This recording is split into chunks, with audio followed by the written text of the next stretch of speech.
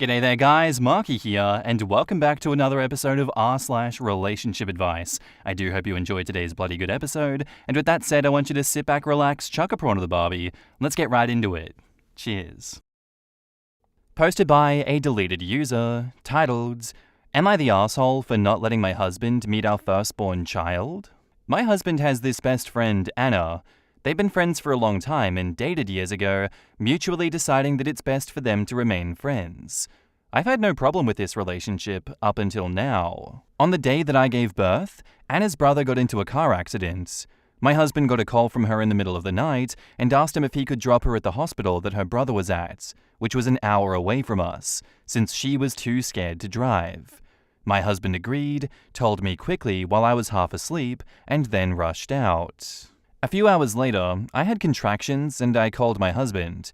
He didn't pick up after multiple tries, so I gave up and called my dad, who drove me to the local hospital, which was only 12 minutes away. I was so scared of giving birth alone since I've had about 3 miscarriages and 1 stillborn. My husband promised me that no matter what, he would be there for me. But guess what? He wasn't. We called multiple times while I was in labor, and when he finally picked up my dad's call when I was giving birth, he said that he'd misplaced his phone in all the chaos. My dad informed him no matter how fast he drives anymore, he's going to miss the birth of his child. Well, my husband took that as, he's already screwed up, so it doesn't matter when he shows up at this point. So when he finally came, our daughter was about 5 hours old, and I'd already been moved to the maternity ward. When he came, I refused to let him see our baby. Edit, I did let our husband hold and play with the baby after the discharge, because I was so high on emotions and was shaking when I saw him and didn't want it to negatively affect my time with the baby. I wanted her birth to be a happy time, and I was already struggling to feed her. My husband was in a bad state and told me to please let him see her. So I told him to stand by the window and held the baby up so that he could see her. I told him to then leave, and he'll be allowed to interact with the baby at my father's home when we are both well and out of the hospital, and that I was most likely divorcing him. He started bawling and apologizing, and defended himself by saying that Anna's brother was in a serious critical condition, and although he's fine, Anna needed him.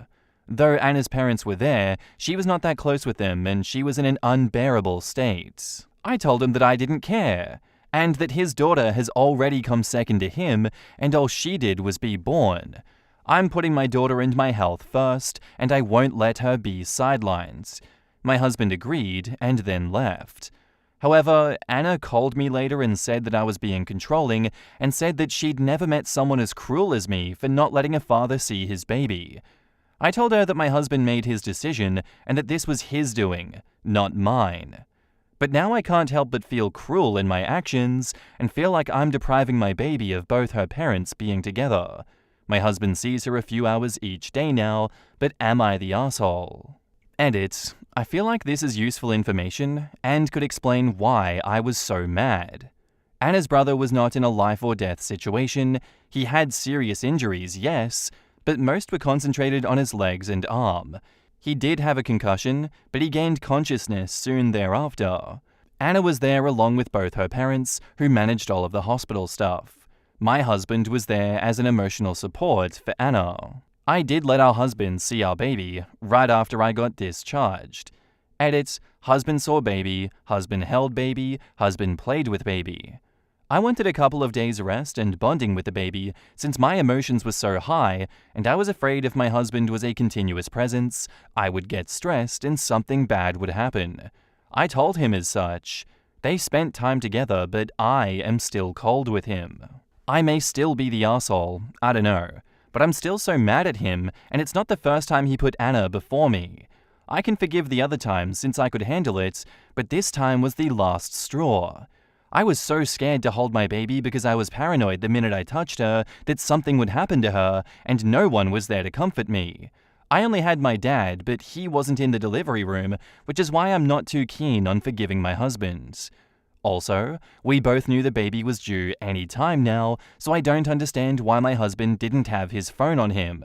We even tried reaching out to Anna, and she didn't pick up either. After he learned that I was giving birth, they already knew that Anna's brother was going to be alright. He spent that time making sure that Anna was okay and feeding her, and then waiting for the brother to regain consciousness. He could have come back after seeing his daughter to talk with her brother. He would have made it back in time. Edit. So many of you got it wrong. I'm not preventing him from ever seeing his baby. That is stupid and unreasonable. He literally saw her about a day later when we were discharged and safely at my dad's home.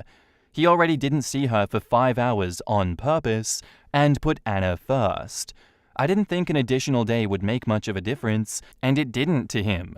He was happy to see the baby and spends time with her all the time. She's 2 months old now. And also, I'm not mad about the fact that he went to see Anna. I'm mad that he didn't think that we were a high enough priority to rush back to.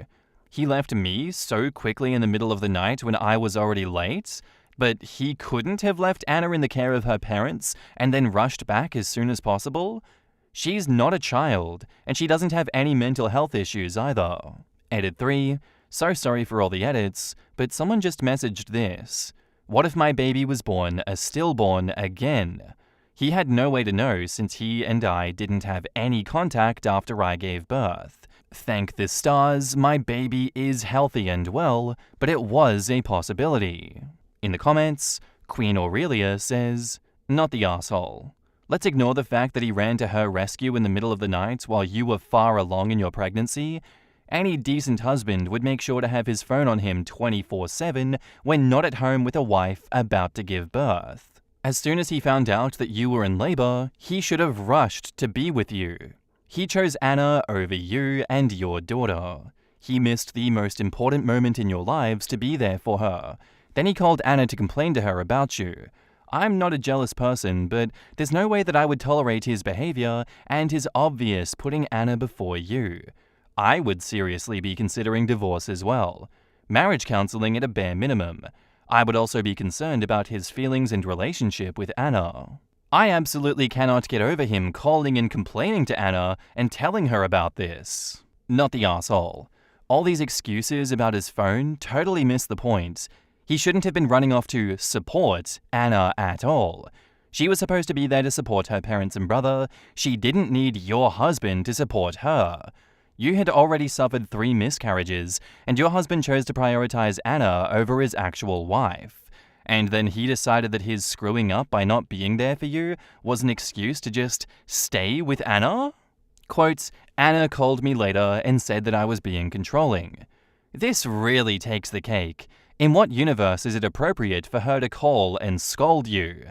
The fact that she felt that it was okay for her to get involved tells you that they are too much emotionally enmeshed for your marriage to survive. Get your life in order and leave them to each other. He's a real piece of work for crying to Anna about it, especially since he knew his relationship was already at stake. They are clearly having an emotional affair and are probably screwing as well. Not the asshole. I'll say it. They're having an affair. There is no reason that he should have left your side. She could have taken a taxi. She could have Ubered. Always trust your instincts. By the way, the fact that he went back to her after his argument with you tells me all I need to know. He didn't go back to her, but he called her. I don't blame him for driving her. I don't even blame him for missing the birth if he was on his way over, knowing that he would be late. It's the fact that he chose to stay about 5 hours longer with Anna and not see his baby. That showed me that seeing his baby was second priority to Anna.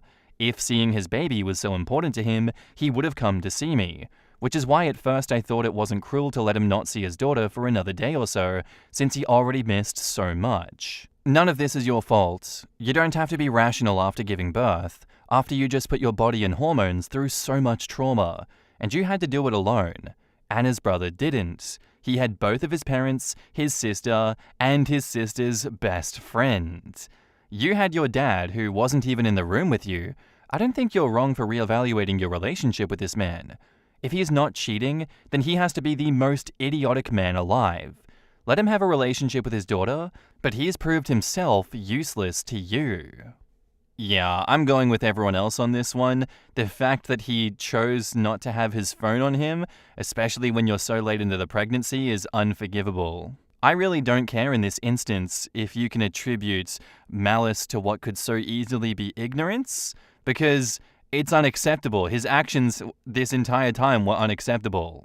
I don't even think the quote, "the road to hell is paved with good intentions," even applies in this post because, everything that he did beforehand to go help Anna, that's understandable. Like, yeah, shit, you don't know that your wife is going to give birth tonight. You might as well take her to there because that's what you've always done. Sure. But then everything else just screams to me, hell nah, this was not a mistake. This man is cheating. I'm putting my life savings on the fact that this man is cheating because no one should ever do that to their wife. He may well be the world's dumbest husband, but I think at the same stroke, he's also the world's most malicious and heartless husband towards his wife. I genuinely wish the worst for this man, and thank God the divorce is happening because he deserves it. And now, on to the update. Thank you everyone for your replies. I think that I was an asshole for using my child against him and should have told him that he could hold and then asked him to leave. So the divorce is probably going to happen. My brother is looking at lawyers for me. In the midst of this whole mess, this post made me realize that I never checked on Anna's brother to see how he's healing because I was so irked by Anna. I called him and he said that he was doing well and will be out of his wheelchair soon. He asked me about me and the baby and how I was doing with the split and if I was okay with my husband and Anna. I can't believe that I was so oblivious. I thought they had an emotional thing going on because of this, and when I confronted my husband, he denied it and said me and our baby were his priority and that he made a mistake and he was being dumb. Yeah, no. Anna's brother kindly informed me that he and Anna's parents thought that my husband and I split when I was 7 months pregnant and that Anna and him were back on. He showed up at the hospital as Anna's boyfriend, which is why they didn't bat an eye that he was there and not with his pregnant wife, because apparently we split. Her brother's procedures were done well before the afternoon, so I don't know what my husband and Anna were doing for all those hours, but I don't even want to know. If you want more details, I can answer in a comment. Thanks everyone for your kind words and advice. I will be moving back home and filing for full custody. I don't want my baby growing up to be like her father or Anna. He can be fun dad or whatever it is that he wants to be. Last edit. I think I'm going to be taking a break from Reddit now because ranting on the internet doesn't seem healthy. Thanks everyone for your support. I'll take it from here. In the comments, Pear Melon says, his wife has multiple miscarriages and a stillbirth, and he still decides to have an affair and miss his child's birth? And his affair partner decided to call his wife and complain about how mean the wife is to her misunderstood spouse? Yup. At first, I wasn't going to make this post out of this because the story is relatively simple and familiar, but the more you think about it, the more you realize that this guy and his side piece are exceptionally terrible people. For F's sake, the guy took off in the middle of the night for a booty call, even though the baby was like a jack-in-the-box that was ready to pop out at any moment, got countless calls that his daughter was being born, knowing that OP might have to face a stillbirth alone, but still decided that that wasn't important enough for him to finish getting his dick wet. That is one remarkable piece of shit. To think that he didn't check if his child wasn't a stillborn for 5 hours is the most insane part. This person does not care about anything other than his own pleasure. I'm adding this to the list of people whose graves deserve to be pissed on. I'm gonna have to drink a lot because that list is getting longer with each post. I did a screenwriting course once, many years ago, and one thing that we were taught about drama was to write the stories and scenes to deepen the drama. Like, you've placed your characters in the worst situations imaginable, and then you have to crank it, make it even worse, take it to the apotheosis of terribleness. This poor woman's story does just that. God, I wish her and her baby the best. What a truly terrible man. Life 101. 1. Anyone who emotionally relies on your spouse that much is bad news. Rushing out in the middle of the night with barely a goodbye? Bad news. 2. Anyone who thinks that you're being the big meanie when they're the one who is unreachable for literally no reason is bad news. Poor woman, I hope she finds someone who rocks her world one day and shows her what love actually is. 'Cause this asswipe sure didn't. Especially when your wife is about to have a baby, doubly so when she's had several miscarriages and stillbirths and is terrified of giving birth alone. Dude didn't even pause going out the door. I think I'm ready to rein in the basket of assholes comment that I always make about these people and think pissing on their graves is really the future innovation of this one. I think dancing on and potentially burning his grave is what we should do in this instance, because Heartless doesn't even begin to describe what his actions were this entire time. This is just one of those instances where it's like, why did you not just break up with your wife, get that divorce, and then get your dick wet? Instead, you had to cause the breakup in the worst way possible, and then still claim that you love and support your wife, even after it's so obvious everything you've done. Like, why not just be the bigger person and just get it over with beforehand at that 7-month mark? I don't know, man. People just really sucked sometimes and do deserve to have their graves pissed on, that's for sure.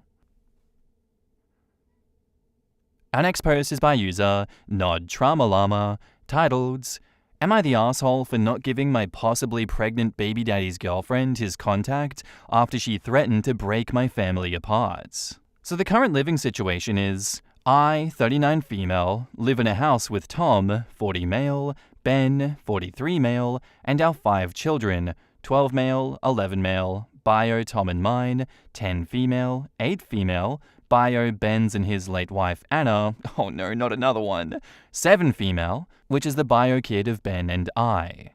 Ben and I go to work. Tom's been a stay-at-home dad since 11 male was 2. He went back to school 4 years ago. Ben and I cover all household expenses, including any costs for Tom's education. Background: Tom and I met at a party when we were 19. We've been friends ever since, with benefits at times that we were both single. While on a holiday together, a condom broke on us.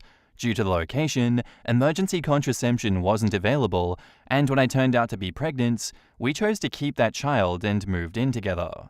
We were never a couple, but worked out great as a family, so we decided to have a second kid. What the fuck? Anna was my childhood best friend. She and Ben moved into the flat downstairs from ours when she was pregnant with 10 female. I loved having her close again after living in different cities for years. Sadly, she passed away after a very complicated second labor. Ben and I found solace in each other, and I ended up pregnant again. I didn't notice right away as my method of contraception should have been safe, and I also blamed a lot of the symptoms on grief and guilt. So when I did find out, there really wasn't an alternative anymore. Tom was the first one that I told. He said he'd welcome another child into our family, and Ben was shocked and really struggled to accept it, but we kept in good contact through all of it. We all started having dinner most nights after 7 female was born. 10 female and 8 female would already spend the day, as Tom was their nanny. A couple of years later, my grandma moved on to retirement home, and Tom and I decided to move to her house. Ben asked if he could move in with us, and we agreed. It's maybe unusual, but it works for us. Here's where I might be the asshole. Tom has been with B for the last 3 years. There was some talk about him asking her to move in about a year ago, but he never did. B and I get along. We're not best friends, but I like spending time with her. Well, liked. She showed up unannounced 3 days ago and demanded to see Tom. He's currently on a skiing trip with Ben and the boys. I reminded her of that and said that I'll tell him to contact her if there is an emergency. She then proceeds to tell me that she is pregnant with Tom's child, highly unlikely, and that she's already talked to his parents and they will buy a house next to theirs so that they can live together there as a family, and that they will be taking the boys with them. That's when I told her to leave, which, after some yelling and insults, she did. I've since been called multiple times by her, her best friend, and Tom's parents to try and get his contact, but I'm still refusing to give it away. They've been calling me an asshole among other names for not letting him know that 1, B is pregnant, 2, he doesn't need to be abused and exploited anymore. Edit to add, Tom's had a vasectomy after 11 male. And 2, he's very low contact with his parents as they disapprove of me and our overall living arrangements. In the comments, for this long a post, there is a lot of missing information. While you explain the living situation, that doesn't explain the relationship situation. You also fail to mention why his parents would not be on your side and why they think that he is being abused. I can speculate, but it doesn't paint a pretty picture, and we all know what happens when we assume. Could you explain the relationship in Tom's parents' position? OP says, sorry, word count made it impossible to include more information. The kids consider all of us their parents. They call me Mum, Tom and Ben are Dad T and Dad B. Tom and I kept the relationship we always had, obviously currently without benefits as he's with B. Ben and I never dated. We found comfort with each other after Anna passed, but if it was more a mutual feeling of wanting to feel close to her.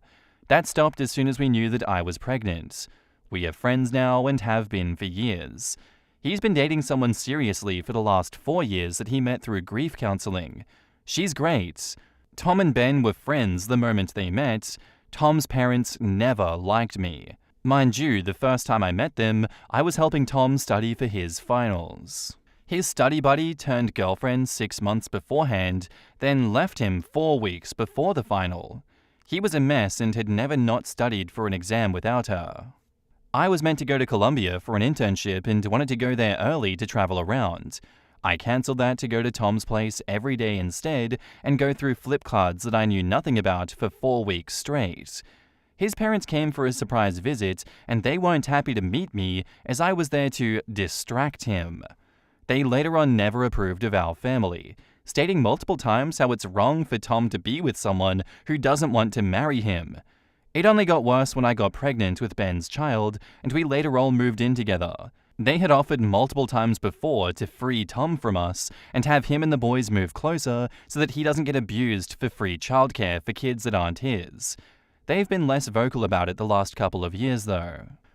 Vasectomies have been known to spontaneously reverse, so it is possible. I can see why you'd be dubious though. OP says, that's why he had the sperm count done. It's most likely in the months following the procedure. I think it's very unlikely to happen about 3 to 4 years later. If Tom wanted B to be in contact with him, or his parents for that matter, he would have given it to her/them. I see a lot of comments that seem to be passing judgment on your relationship status, but as it seems consensual, you do you. For not giving out contact information to someone who didn't already have it, and thus likely didn't have the consent to contact on this trip, I say not the asshole. Let him take his trip, as there isn't a lot that he can do about it from there anyway, and a stay-at-home parent needs a damn break. He can come home and tend to the mess in person. Good luck. If her pregnancy claim is true, it's probably going to be messier before it gets better. OP answers questions about Tom potentially leaving with no money or being paid for his services like a nanny. OP says, Tom used to work as a lawyer, but he hated his job. He didn't know what he wanted to do after school, and his parents convinced him to go to law school. He went back to school and wants to be a child psychologist. He's about 2 to 3 years away from being able to work in his new profession. We are currently splitting Ben and Mai's incomes 4 ways. A big part goes into household expenses, including Tom's education. The remainder gets split up equal ways between the 3 of us to do as we please. We do have a prenup that covers custody and financial support in case one of us moves out, as well as wills, to make sure that all of our assets get split evenly between all kids. Whatever Anna left in her will go to 10 female and 8 female when they turn 18. Could Tom have had a reversal? OP says, I honestly would have a hard time believing that, even if he told me himself. I trust that he would have at least given me a heads up. Why doesn't B live with them? OP says, Tom asked us about a year ago if B could move in. Ben and I agreed, but he never asked her. I don't know why. Ben and Kira are both widowed. Kira had 2 kids from her late husband, but unfortunately they hate that their mum moved on. So there's currently no plans for them to move in together, as her kids are vehemently against it. The contact is very low. We see them once a year for Tom's birthday. B would know that she'd get support there since she must know about their stance on our situation. Question asking if OP is sleeping with both men separately, together, or just living like a monk with 2 sperm donors. OP says, we are not couples, but we are family. I don't know how this is relevant, but I haven't had sex with Ben since knowing I was pregnant with his child. I'm not proud of having it in the first place, but we have a wonderful daughter from it. Tom has been with B for 3 years. We have never cheated on respective partners with each other. I personally have never been the exclusive relationship / love of my life type. I've been semi-seriously seeing someone for the last year, but I'm not interested in taking it further or having him meet my kids. How does OP see any of them being in a functional relationship and still maintaining this family dynamic? OP says, I understand that our situation isn't for everyone. We've made arrangements in case one of us wants to move out. Everyone is free to do that at any time, but so far, both Tom and Ben would have rathered their own respective partners move in than them moving away. I haven't been with anyone that I would like to have even considered taking that step yet. And now, onto the update. Thanks everyone for the support. They all came home yesterday, but with 5 kids trying to update each other and the 3 on their respective weeks, it obviously took a while until Tom and I could talk. I had completely forgotten, but him and B dropped past his parents on their way to their holiday about a year ago, the one he was going to ask her to move in, and according to Tom, they complained to him the same they always do, and he shouldn't have done it, but apparently B made a comment as they were leaving which had him doubt their acceptance of our situation for the first time. It's why he didn't ask her to move in, as it was more a feeling that he didn't want to worry us with it. He says he watched her interactions with all of us closely after that, but couldn't see anything suspicious. So after a couple of months, he was about to put it down to his imagination when he found out that B had kept in contact with his mum since their visit. That was about 6 months ago. They had a pretty big fight about it, and B promised to let it go. She begged him not to tell us so that we wouldn't think less of her. He didn't, but their relationship never really recovered. It just kinda slowly deteriorated from there. So the night before the ski trip, he was gonna ask her for a break, but that's when she hit him with the news of her pregnancy. So he knew. She also said how he would finally be able to have a real nuclear family. This led to another massive fight. He told her he'd need a paternity test, and if it was his, he would do right by the child, but that he wouldn't move away from us. Tom was shocked when I told him about B showing up here and the phone calls I've received. He apologized to me for not giving me a heads up, but I guess it's not something that you can see coming. He says he would have come home immediately if he had known. Apparently they were trying to reach B too, but Tom is slowly getting him to turn off his phone too, so he didn't see any of the messages until he got home. We checked the kids' phones after, just in case. They at least were left out of this mess. Tom's usually pretty calm, only way to survive 5 kids on a daily basis, but he was fuming. He wants to confront B straight away before we kept speculating as to why she would try to bring all of us in on it. There is a lot more, but here's the essentials. Tom would be happier with a real family. Since he can't see that, he needs to be pushed away by us, which is why B showed up and told me what Tom and her would do. She believed that I would take her word at face value as their common plans and get angry at Tom for not telling me about this and then kick him out, which would lead to him immediately moving in with her. Apparently it's Tom's mum who came up with a plan to finally free her son after I baby-trapped him years ago.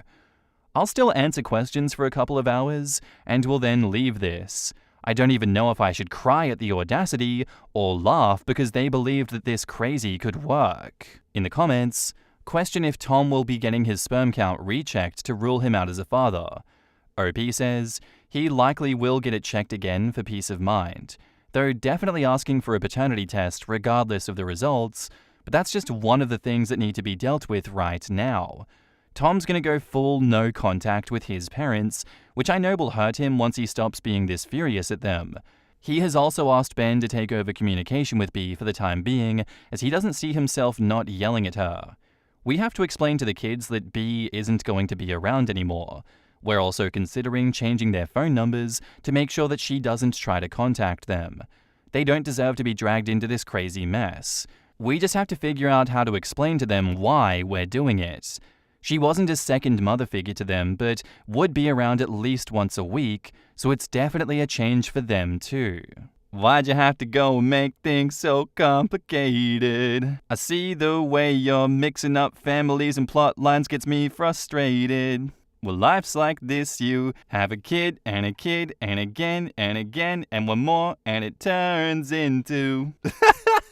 This is the most exhausting family story I've ever heard, where no one's still done anything bad or is suffering. I mean, honestly, for as incredibly awkwardly messy that tangle of a relationship is, it genuinely sounds like a very healthy household, and I'm proud of all of them.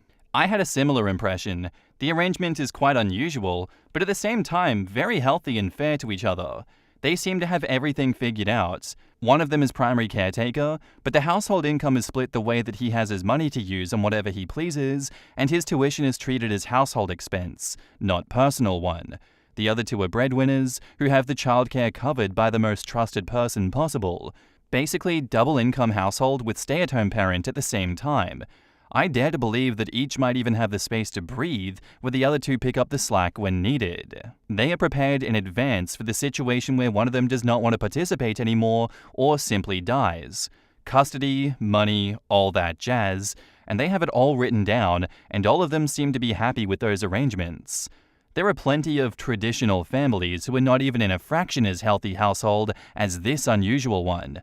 I wish them all the best. I wonder if B or his parents know about the vasectomy before coming up with this idea. I'm waiting for the results of Tom's sperm and B's baby DNA tests. I'm in the there is no baby camp. Nah, there is a baby. It's Tom's dad's. That's how desperately his parents want him back in their life. I'm ready for this wild ride. Let's go. And here's the family tree for you guys to kind of visualize what's going on here. I kind of understood it as well, but I understand that things are complicated, that's for sure. So yeah, enjoy it. That was quite a story right there. I'm sorry it doesn't have a conclusion for now, but maybe in the future it will.